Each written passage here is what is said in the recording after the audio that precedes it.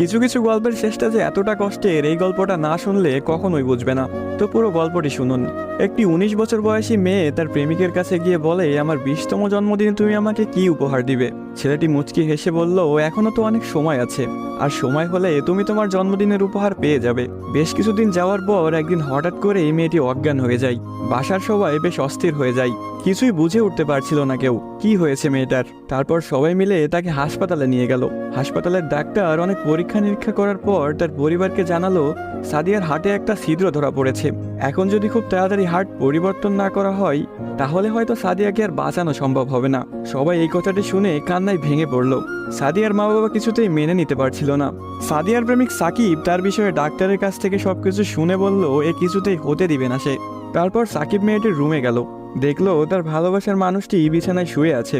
সাকিবের কাছে যেতেই মেয়েটি বলল, সাকিব, আমি মনে হয় আর বাঁচবো না। সাদিয়ার চোখের পানি মুছে দিয়ে সাকিব বলল, কে বলেছে তুমি বাঁচবে না? তুমি খুব শীঘ্রই ভালো হয়ে যাবে। মেয়েটি বলল, তুমি কি করে জানলে? ডাক্তার তো বলেছে আমার হার্টে একটা ছিদ্র ধরা পড়েছে, আর আমাকে বাঁচানো সম্ভব না। ধুর পাগলি, তোমার কিছুই হবে না, দেখো তুমি ভালো হয়ে যাবে। এভাবেই বেশ কিছুদিন যাওয়ার পর সাদিয়া সম্পূর্ণ সুস্থ হয়ে যায় এবং বাসায় ফিরে যায়। বাড়িতে ফিরে এসে সাকিবকে খুঁজতে থাকে, না পেয়ে সাকিবের বাড়ি চলে যায়। সাকিবের বাড়িতে কেউ নেই। অবশেষে সাকিবের ছোট বোনের দেখা পেল সাদিয়া। কিরে, তোমার ভাই কোথায়? সাকিবের বোন কোনো কথা না বলে হাতের ইশারা করে সাকিবের রুমটা দেখিয়ে বলে উঠল, টেবিলের উপরে আপনার জন্য একটা চিরকুট রাখা আছে। সাদিয়া কথাটি শুনে রুমে গিয়ে চিরকুট হাতে নিয়ে পড়তে শুরু করলো।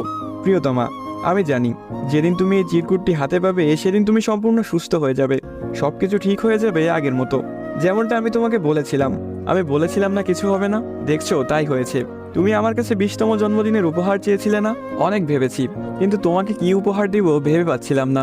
তোমার অসুস্থতার কথা যখন ডাক্তারের কাছ থেকে শুনলাম, যখন বললো একটা হার্ট খুঁজতেছিল, তখন মনে হলো তোমার জন্য এর চাইতে ভালো কোনো উপহার হয় না। আমার হার্টটাই ছিল তোমার জন্য শ্রেষ্ঠ উপহার, যা আমি তোমাকে দিয়ে গেলাম। মন খারাপ করো না, আমি আকাশের ওই উপর থেকে তোমাকে সব সময় দেখব।